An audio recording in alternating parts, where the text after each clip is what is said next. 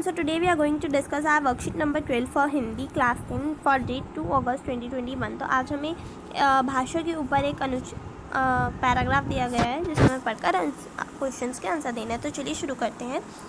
भाषा वह साधन है जिसके द्वारा एक प्राणी दूसरे प्राणी पर अपने विचार, भाव या इच्छा को प्रकट करता है और दूसरे के विचार, भाव आदि को ग्रहण करता है। यदि इस परिभाषा का ध्यान से विश्लेषण करें तो देखने पर भाषा के कार्य पर तो प्रकाश डालती है परंतु प्रकृति पर नहीं। इससे यह ज्ञात नहीं होता कि वास्तव में भाषा कैसे जन्म लेती है, कैसे विकसित होती है और इसका क्या स्वरूप है। इस परिभाषा को यदि हम सही मानकर चलें तो पशुओं की बोली, इंगित भाषा, मुख मुद्राएं आदि सभी को भाषा के अंतर्गत सम्मिलित करना होगा, परंतु हम इन संकेतों और मुख मुद्राओं को हम भाषा का नाम तो नहीं दे सकते। मनुष्य को अपने भाव और विचारों और अनुभूतियों को भली भांति प्रकट करने के लिए ध्वनि संकेतों और भाषिक प्रतीकों का सहारा लेना पड़ता है। भाषा की सबसे छोटी इकाई कौन सी होती है? ध्वनि। हिंदी भाषा में ध्वनि के लिए वर्ण शब्द का प्रयोग किया जाता है। ध्वनि शब्द से सामान्यतः उसके उच्चारित रूप का बोध होता है, किंतु वर्ण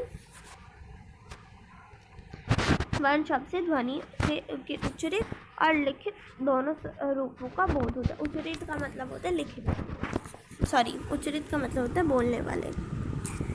बोलने का बोध होता है। ध्वनियों को अंकित करने के लिए निश्चित किए गए चिन्हों की व्यवस्था को लिपि कहते हैं। हिंदी भाषा देवनागरी लिपि में लिखी जाती है।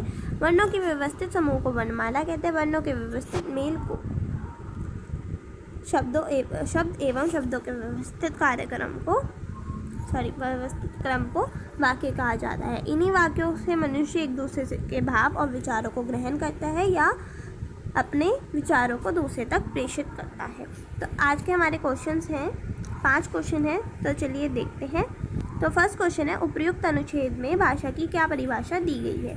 तो हमें फर्स्ट लाइन में ही दी गई है, भाषा वह साधन है, यहाँ से आप लिखोगे, और करता है तब, सेकेंड लाइन के करता है तब।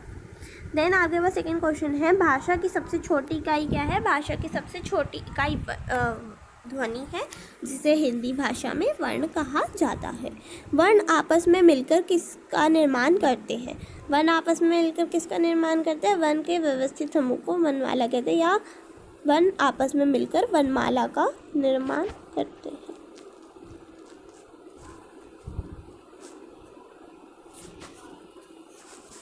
लिपि किसे कहते हैं? हिंदी भाषा की लिपि का नाम क्या है? लिपि देखिए, यहाँ पे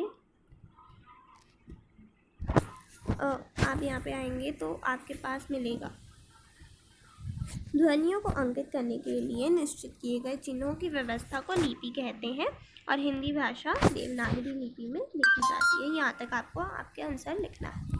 देन आपके पास है फिफ्थ क्वेश्चन, अपने आसपास की ऐसी ध्वनियों की पहचान करके सूची बनाइए जिन्हें आपने सुना है लेकिन उनके लिए किसी वर्ण या भाषिक प्रतीकों की व्यवस्था नहीं की गई है, जैसे चिड़िया की चहचहाहट।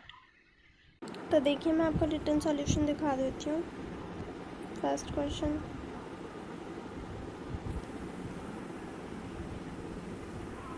तो फिफ्थ क्वेश्चन था, अपने आसपास की ऐसी ध्वनियों को पहचान कर लिखें जिन्हें आपने सुना तो है लेकिन उन्हें कोई वर्ण या भाषिक प्रतीकों की व्यवस्था नहीं है। तो जैसे बारिश की आवाज़, बादलों की गड़गड़ाहट, हवा की सरसराहट, बिजली की गर्जना और भी कई सारी ऐसी आवाज़ें होती है। तो आज की वर्कशीट ख़त्म होती है। उम्मीद करती हूँ आपको अच्छे से समझ में आई होगी। अगर अच्छी लगती है तो वीडियो को लाइक कीजिए, शेयर कीजिए, चैनल को सब्सक्राइब कीजिए। मिलती हूँ आपसे अगली वीडियो में, तब तक के लिए स्टे होम, स्टे सेफ।